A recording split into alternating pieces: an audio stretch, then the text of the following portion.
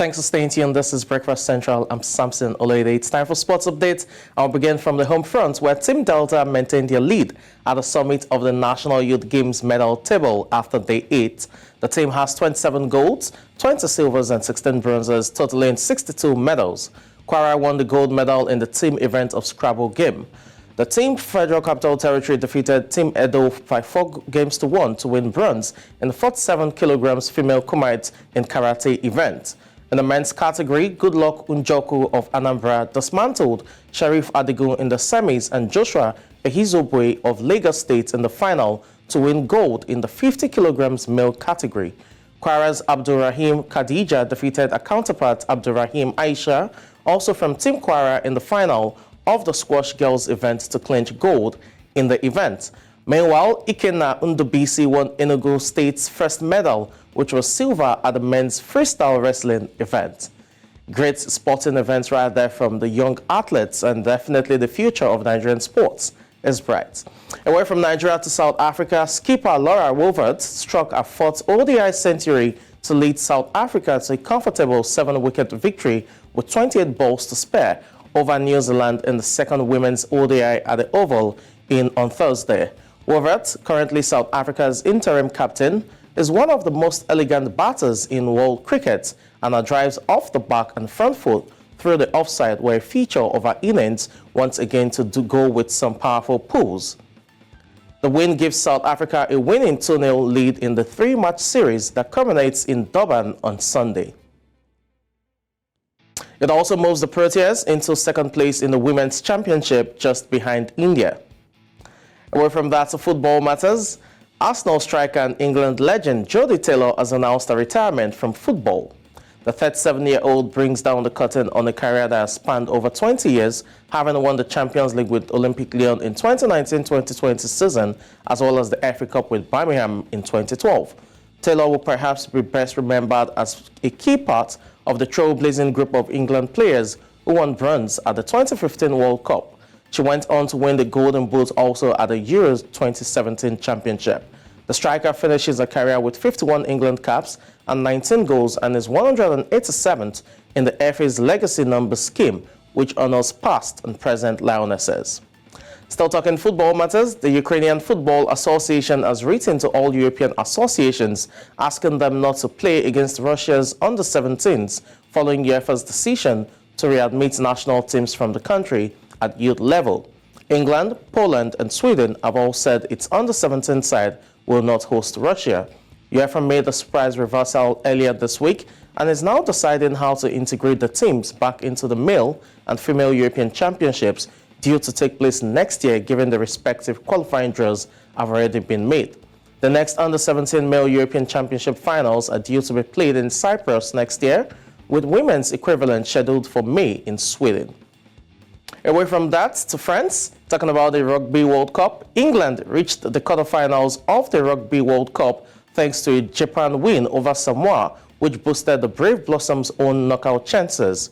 Japan served the Pacific Islanders with tries from Peter Lambush and Michael Leach, as well as Kazuki Emino, along with a strong kicking by Rikiya Masuda. Samoa, who had winger Ben Lam sent off, rallied late on but must now beat England for a chance of progressing. Well, very good win right there for the Japanese. And finally, on sports at this time, Britain's Andy Murray missed 3 match points as they suffered a first-round defeat by Alex de Minaur at the China Open. The former world number 1 lost 6-3, 5-7, 7-6, 8-6 in a tightly contested match in Beijing. Murray led by 5 points to 2 in the third set and had 2 match points on de Minaur's serve before the Australian broke back as Murray served for the match. The Scot missed another match point in the tie-break as de Minaur prevailed. It is the 36-year-old's 5th successive loss to de Minaur, who is number 12 in the world rankings.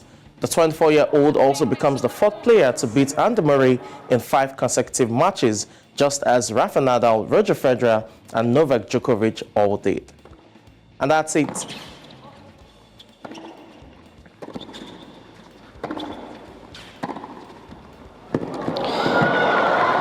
Devastating shot.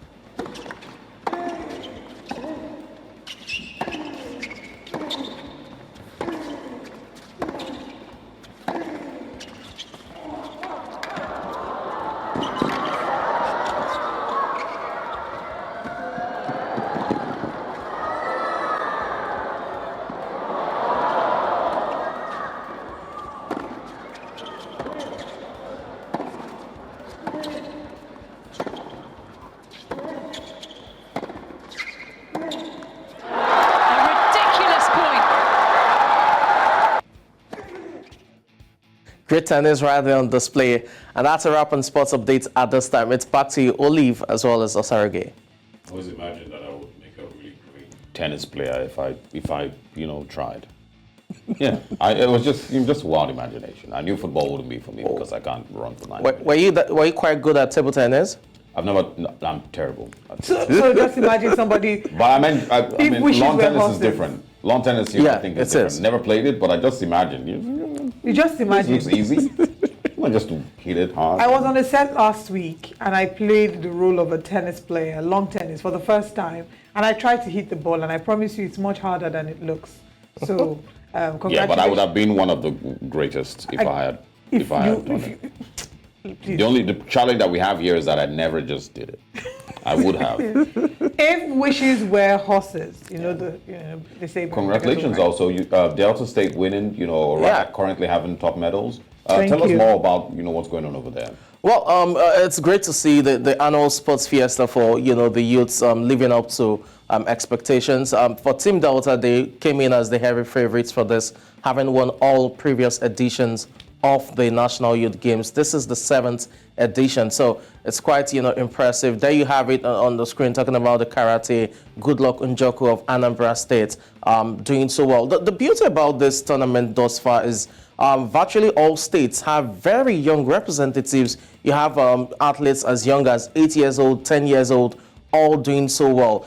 It only speaks of the large potentials we have, or talents we have, when it comes to various sporting events. And the hope will be that some of these top athletes that will be discovered from this championship will have that smooth career progression where they get all of the best in terms of preparations, training, so that they can reach the summit of not just their potentials, but what global sports as it were. Well, this is the point where I say that if my father had allowed me to explore my own talents, I'd have been a fantastic taekwondo fighter.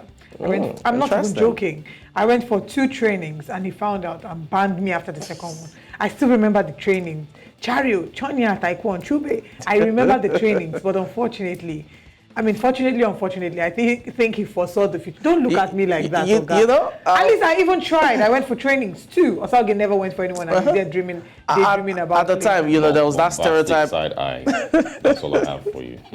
Thank you so much, Samson, for bringing us breakfast sports. We look forward to seeing you around. And congratulations to all the players who will be playing this weekend. We're waiting for the games that will be happening this weekend. Are you excited about any? I am excited about everything. So, great matches to expect this weekend, and I'm sure the bands would roll in by Monday after the results. Monday is going to be hot on this show. I'm coming in smiling. I'm pretty sure I will. I'm not watching any. Well, 2 successive wins. It's a morale booster, you want to say. All right. He's not watching any game. He'll come in smiling on Monday. We hope you come in smiling as well, Samson. Thank you very much for your time with us. Thank you very much for having me. All right.